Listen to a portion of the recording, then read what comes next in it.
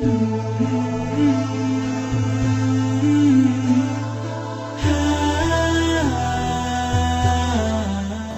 cerita lucu nih di zaman tabi'in. Ada seorang sahabat, ada seorang tabi'in baru masuk Islam, orang Badui. Terus udah selesai masuk Islam, dia diajak naik haji, berangkat ke Mekah.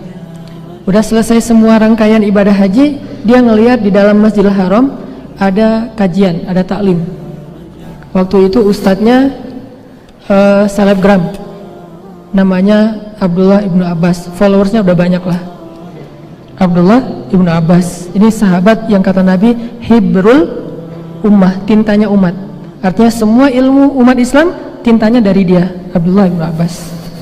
Anak muda, masih muda, tampan. Gimana nggak tampan, keluarga besar Rasulullah kan, masih ahlul bait gitu.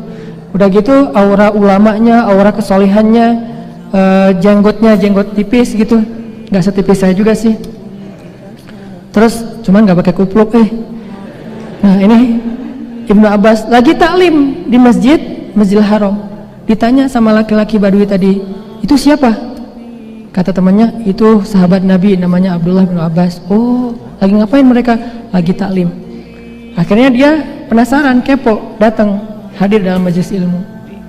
Pas dia datang, ternyata talimnya udah selesai, tinggal doa penutup udah selesai. Salaman satu persatu, paling belakang dia datang, salaman.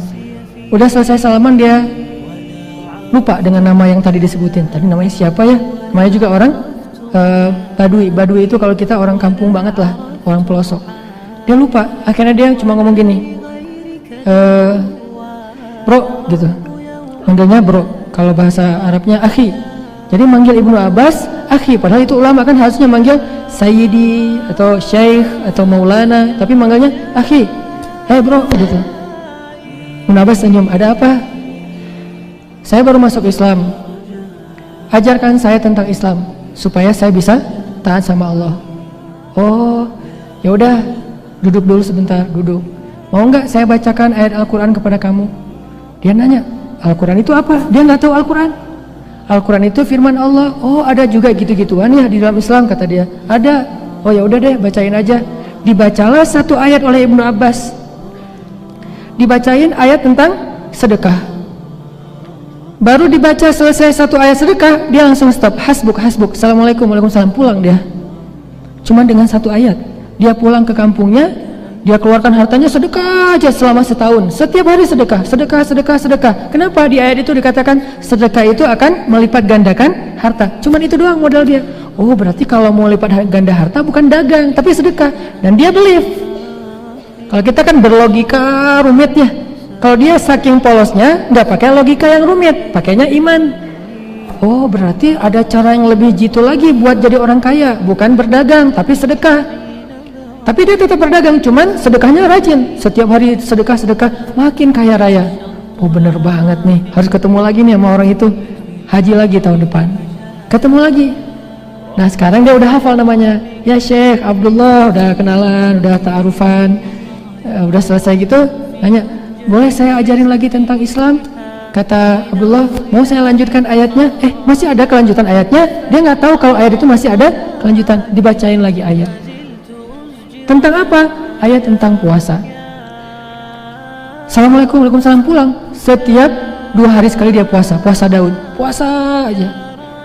Balik lagi, dibacain ayat tentang akidah, tentang kebesaran Allah, tentang akhirat, tentang kematian, tentang kiamat. Akhirnya dia salaman, pulang meninggal.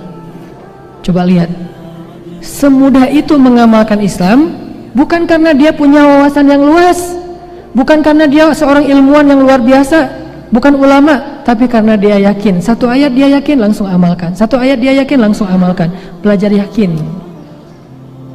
Ini yang kita coba tanamkan dalam diri kita. Setiap kita hadir dalam majelis ilmu, saya pengen dapat yakin nih. Dan gak bisa sekali kalau belajar yakin. Mungkin ayat yang sama harus berulang kali kita dengar, harus berulang kali kita resapi, kita hayati, baru muncul yakin dalam hati kita. Kalau hanya sekali, oh saya udah tahu, besok yang kemarin lagi, padahal saya udah tahu, berarti cari wawasan. Kalau kita mendengar materi yang sama atau dengan tema yang sama walaupun materinya agak sedikit berbeda, berarti kita masih belum kuat yakin dalam bab itu, sehingga kita dengerin lagi sampai benar-benar yakin. Termasuk fa inna ma'al usri yusra, inna ma'al usri yusra. Salah satu di antara kisah Al-Quran yang cukup panjang dan jelas gimana benarnya kalimat fa inna ma'al usri yusra itu adalah kisah Yusuf alaihissalam. Teman-teman kalau misalnya penasaran, nanti di rumah coba deh ulang-ulang surat Yusuf. Memang suratnya agak panjang, makanya baca mungkin beberapa minggu, satu hari dapat satu halaman, dihayati dengan terjemah pastinya. Nanti teman-teman akan mengerti, ternyata benar ya, dalam kisah Yusuf kaidah fa inna ma'al usri yusra, inna ma'al usri yusra itu berlaku banget dalam kisah Yusuf. Dan kalau kita membaca kisah Yusuf sampai tuntas, kesimpulannya kita akan mengatakan untung juga dulu Yusuf dilemparkan ke dalam sumur. Kalau dia nggak dilemparkan ke dalam sumur oleh kakak-kakaknya, mungkin selamanya dia hanya menjadi orang biasa di kampungnya. Tapi dengan asbab dia dimusuhi oleh kakak-kakaknya yang dengki, lalu dilemparkan ke dalam sumur yang dangkal, cuman untuk anak kecil susah naik ke atas, ditemukan oleh musafir, dijadikan budak, diperjualbelikan, masuk ke istana, terus ada fitnah cewek di istana, masuk lagi ke dalam penjara. Oh, untung dulu dia difitnah oleh cewek itu, sehingga dia masuk ke dalam penjara. Kenapa? Justru di dalam penjara dia menunjukkan sebuah keahlian yang kemudian nanti buat dia naik, buat dia melejit manggung, eksis. Apa keahliannya? Mentafsirkan mimpi. Di dalam penjara ada sesama napi itu yang namanya juga sesama napi curhat gitu. Gua semalam mimpi aneh banget mimpinya. Disebutin mimpinya. Nabi Yusuf mentafsirkan mimpi itu, dan ternyata mimpi tersebut jadi kenyataan. Sehingga gara-gara Yusuf pernah menafsirkan mimpi dan jadi kenyataan, begitu raja bermimpi, maka raja itu memanggil Yusuf. Wahai Yusuf, saya dengar kamu itu jago menafsirkan mimpi, coba tafsirkan mimpi saya. Semua orang-orang ahli hikmah gak bisa menafsirkan mimpi raja. Nabi Yusuf menafsirkannya dan sangat logis, sehingga akhirnya setelah mimpi itu terbukti benar seperti tafsir Yusuf, Yusuf pun diberikan jabatan sebagai Menteri Kesejahteraan Masyarakat atau Menteri Ekonomi kalau sekarang. Dan dengan potensi itu Yusuf menunjukkan keahliannya, meningkatkan kesejahteraan orang-orang Mesir, akhirnya naik lagi sampai menjadi raja. Berawal dari apa teman-teman? Berawal dari dilemparkan ke dalam sumur. Berlanjut dengan difitnah sehingga masuk penjara. Fa inna ma'al usri yusra, inna ma'al usri yusra, 2 kali. Setiap ada kesulitan, maka kesulitan itu membawa kita kepada kemudahan. Kesulitan, kemudahan, kesulitan, kemudahan, dan itu pasangan, gak bisa dipisahkan. Sebagaimana pasangan antara malam dan siang. Kayak misalnya Nabi bilang gini, ini ada hubungannya dengan fa inna ma'al usri yusra. Malam itu ada beberapa potongan. Ketika potongan malam itu sudah semakin larut, sudah semakin pekat, sudah semakin hening, sudah semakin sunyi, maka berarti malam itu mendekati waktu fajar. Makin sunyi berarti sudah mendekati waktu ayam berkokok, sudah mendekati waktu matahari terbit. Kalau masih ramai berarti baru maghrib.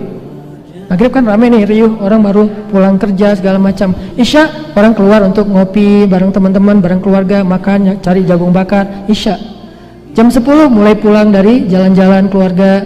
Jam 11 mulai masuk kamar tidur. Jam 12 mulai hening, kecuali yang biasa begadang atau yang ngerjain tugas-tugas yang belum selesai, tugas akhir segala macam. Jam 1 yang nungguin bola. Jam 2, jam 3 bola selesai, udah ngantuk banget. Makin ngantuk berarti mendekati waktu fajar. Makin lelah, makin lemah berarti mendekati waktu fajar. Jam 3:30 atau jam 3 itu waktu yang hampir tidak ada lagi yang masih terbangun, terjaga. Semuanya udah pada tidur. Itulah waktu yang paling baik, dan waktu itulah mendekati fajar. Apa filosofinya? Semakin sulit kehidupan seseorang, semakin dekat dengan pertolongan Allah. Semakin sulit keadaan seseorang, semakin baik waktu yang paling baik buat dia berdoa kepada Allah Subhanahu wa taala. Semakin sulit kehidupan seseorang, semakin dekat dengan sebuah jalan keluar. Jadi kalau kita ngerasa kesulitan kita biasa-biasa aja, ya berarti memang kita baru diuji. Jangan ngomongin pertolongan dulu di situ, ngomongin sabar. Lalu datang lagi ujian berikutnya, bertubi-tubi, 1, 2, 3, 4, 5 dan seterusnya. Pertama, ujiannya apa? Mata kuliah 1 nggak lulus. Padahal ini mata kuliah favorit banget. Kenapa ya bisa nggak lulus? 1. Yang kedua, ujian yang lain apa? Akhir bulan, kiriman belum datang. Yang ketiga, ujian apa lagi? Ada masalah sama teman, ada salah paham, akhirnya kita ditinggalkan atau jadi putus hubungan, live group segala macam lah. Yang keempat, nah ini yang paling susah nih, diputusin. Lengkap kan? Sempurna sudah ujiannya. Berarti ketika diputusin sudah mau dekat dengan nyambung lagi yang lain yang lebih baik. Nyambungnya gimana? Mungkin nyambungnya bukan kita jadian yuk, enggak, yuk kita halalan yuk. Maksudnya halal bihalal lebaran gitu. Jadi makin susah, makin sulit, makin banyak ujian yang bertubi-tubi, itu artinya memang semakin dekat dengan yusr, kemudahan.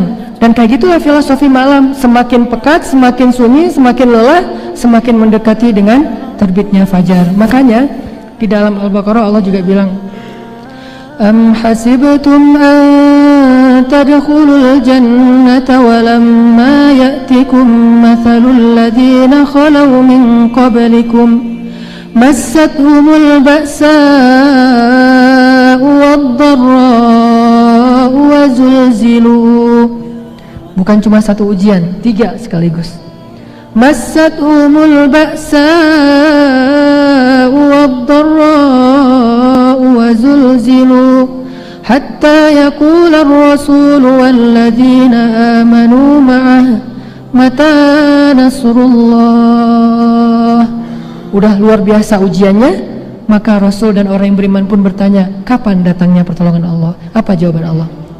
Ala inna nasrullahi qarib. Kalau ujian kalian udah sulit banget, baru Allah mengatakan pastinya pertolongan Allah berarti sudah dekat. Itu maksudnya. Bukan Allah PHP ya, bukan hardcore lah ya. Allah tuh ngasih tahu bahwa pertolongannya udah dekat. Itu karena Allah tahu bahwa kesulitan kalau sudah semakin berat, memang itulah sunnatullah, pertolongannya sudah dekat. Jadi ini teman-teman yang kita coba belajar yakin. Oh, kenapa ya tahun ini saya ujiannya banyak banget, 1, 2, 3, 4 sampai mungkin kalau kita hitung puluhan. Oh berarti tahun depan sebentar lagi Allah akan mendatangkan kejutan yang luar biasa dalam kehidupan kita. Syaratnya cuma 1, wa basyiris sabirin. Sabar, baru dapat berita gembira, surprise. Kalau nggak sabar, udah rugi dengan musibah, rugi juga nggak dapat apa-apa setelahnya. Kita nggak punya pilihan sebetulnya dalam sunnatullah, karena Allah yang menjadikan kehidupan kita seperti itu. Sebagaimana kita nggak bisa memilih antara siang dan malam. Pengen siang aja, susah. Masa kita mau kejar-kejaran matahari lewat naik pesawat, menghindari matahari kan susah juga ya. Nggak bisa kita menghindari malam. Entar lagi udah mau maghrib, matahari jangan terbenam dulu dong, gua belum selesai nih urusan sama yang ini dan segala macam. Nggak bisa. Itu sunnatullah. Begitu juga dengan ujian dan pertolongan, itu sama dengan siklus. Tetapi makin sulit ujian, makin dekat dengan pertolongan. Begitu juga dengan kenikmatan. Kenikmatan semakin benderang, semakin nyaman, semakin dekat dengan masa diuji oleh Allah SWT.